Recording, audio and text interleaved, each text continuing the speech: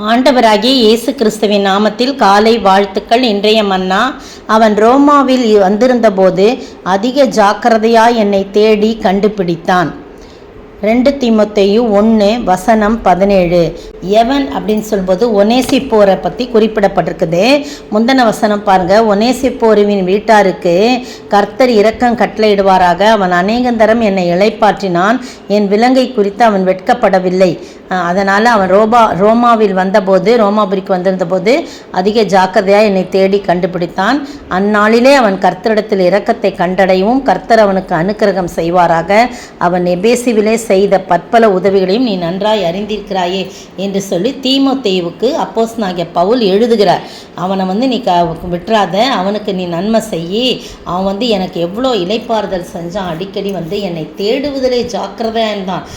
நான் விலங்கிடப்பட்டு சிறையில் இருந்தாலும் அவன் எதை குறித்தும் பயப்படாமல் ஜாக்கிரதையாக என்னை தேடி எனக்கு நிறைய என்னை எதோ கொடுத்துருப்பான் இல்லையா.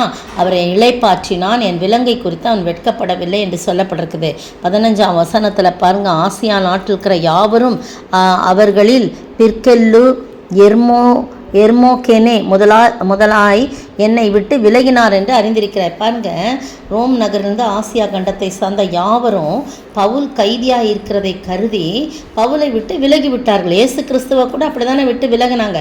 அவரை பிடிச்சிட்டாங்கன்னு உடனே எல்லாம் ஓடி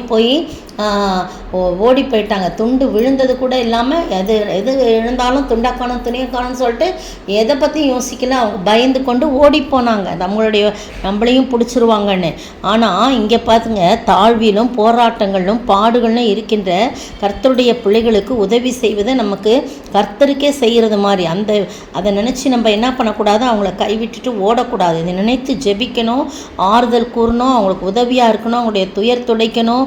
ஏன்னா கர்த்தருக்காக தான் அவங்க சிக்ஷைகளை அனுபவிக்கிறாங்க. ஏதோ திருடு போய்னா நம்ம போயிட வேண்டியதுதான். ஆனால் விலகி போகலாம், மாட்டிக்கிட்டாங்க, நம்மளும் போனால் மாட்டிக்கணும். ஆனால் கர்த்தருக்காக வைராக்கியமாக இன்று அப்போஸ்தலனாகிய பவுல் சிறையில் இருக்கானோன்னு அதை பற்றிலாம் கவலைப்படாமல் வெட்கப்படாமல் என்னை ஜாக்கிரதையாக என்னை தேடி கண்டுபிடித்தான். பார்த்திங்களா, எந்த சிறையில் இருக்காங்க, எங்கே இருக்காங்கன்னு சொல்லிட்டு அவர் ஜாக்கிரதையாக என்னை கண்டுபிடித்தான் என்று சொல்லி அதை அவருக்கு கர்த்தர் இரக்கத்தை கட்டாயம் கொடுப்பார். இரக்கத்தையும் அவனை நீ என்ன செய்யணும், எபேசுவிலே செய்த பற்பல உதவிகளை நீ நன்றாய் அறிந்திருக்க. ஆகையால் என் குமாரனே, அடுத்த அதிகாரத்தில் பாருங்கள் 1ஆம் வசனம். ஆகையால் என் குமாரனே, நீ கிறிஸ்து இயேசுவில் உள்ள கிருபையில் பலப்படு, அவனை உற்றாத அப்படின்னு சொல்லி அதை சொல்கிறத பார்க்குறோம். அதே மாதிரி பார்த்திங்கன்னா அந்த இடத்துல 2 தீமோத்தேயு அந்த வசனத்தில் பாருங்கள். 2 தீமோத்தேயு 4:19 எல்லாருக்கும் வாழ்த்துதல் சொல்கிற மாதிரி ஒனேசிப்போர் வீட்டாருக்கும்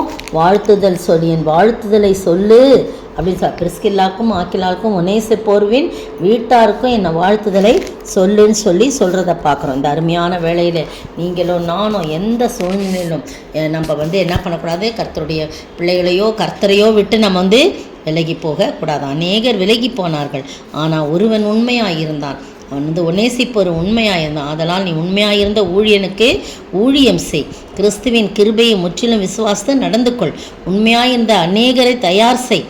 நீங்கள் பாடுகள் வந்தாலும் பணியாற்று நீயும் அப்படின்னு தீமோத்தேயுவுக்கு அவர் எழுதுறதை பார்க்குறோம். எத்தனை பாடுகள் வந்தாலும் கர்த்தருக்காய் நாம் எழும்பி நிற்க வேண்டும், நன்மை செய்ய வேண்டும், நற்கிரியைகள் ஐஸ்வர்யவான்களாகவும் தாராளமாய் கொடுக்கிறவர்களாகவும் உதார குணமுள்ளவர்களாயிருக்கும், நித்திய ஜீவனை பற்றி கொள்ளும்படி வருங்காலத்திற்காக தங்கள் ஆகாரத்தை பொக்கிஷமாக வைக்கவும் அவர்களுக்கு கட்டளையிடு. ஓ தீமோத்தேயுவே, உன்னிடத்தில் ஒப்புவிக்கப்பட்டதை நீ காத்து கொண்டு சீர்கேடான வீண் பேச்சுகளுக்கும் ஞானம் என்று பொய்யாய் பெயர் பெற்றிருக்கிற கொள்கையின் விபரீதங்களுக்கும் விலகு அப்படின்னு சொல்லி தீமோத்தேயுக்கு அட்வைஸ் பண்ணுறதை பார்க்குறோம். கடைசியாக எப்படி முடிக்கிறார் பாருங்க.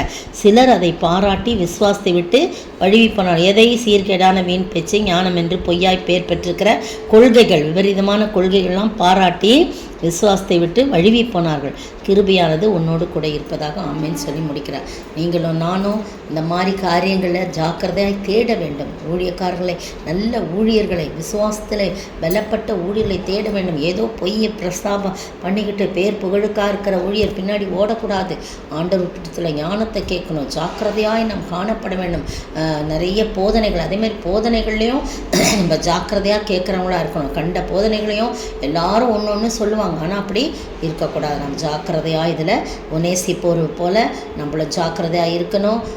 கடைசி வரைக்கும் அப்போஸ்தலனாகிய பவுலுக்கு அவர் உறுதுணையாக இருந்து அவரை விட்டு விலகாமல் இருந்தது போல் நீங்களும் நானும் கர்த்தரை விட்டு விலகாமல் கர்த்தருடைய வார்த்தைகளை அவருடைய கட்டளைகளை கை கொண்டு அதை கடைசி வரைக்கும் நிலை நின்று அதன் மூலமாக ஆசீர்வாதத்தை பெற்றுக்கொள்ள ஜாக்கிரதையாக இருக்க ஆண்டவர் தாமே கிருபை செய்வாராக. ஆமீன்.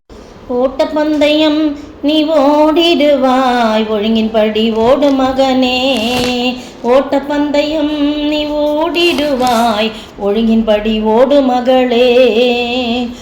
மிதித்திடுவாய் தாண்டிடுவாய், மிதித்திடுவாய் தாண்டிடுவாய். மான்கால்கள் உனக்குண்டு மறவாதே, மான்கால்கள் உனக்குண்டு மறவாதே. ஸ்தோத்திரிக்கிற ஆண்டவரே, துதிக்கிற ராஜா, பிரியமானவனே, எல்லாவற்றிலும் வாழ்ந்து சுகமாக இருக்க வேண்டும் என்று வேண்டுகிறேன் சொன்னது போல ஆண்டவரே தகப்பனே, இந்த உலகத்தின் ஓட்டத்திலே நாங்கள் சரியாய் ஜாக்கிரதையாய் ஓடும்படியாக ஆண்டவரே நீர் கிருபை செய்தனும். கர்த்தருக்காய் ஓடவும், கர்த்தருக்காய் கடைசி வரைக்கும் நிலை நிற்கவும், உண்மையிலே நிலைத்திருக்கும், உடைய வார்த்தைகளை நிலைத்திருக்கும், ஜாக்கிரதையாக இருக்க நீர் உதவி செய்தனும்.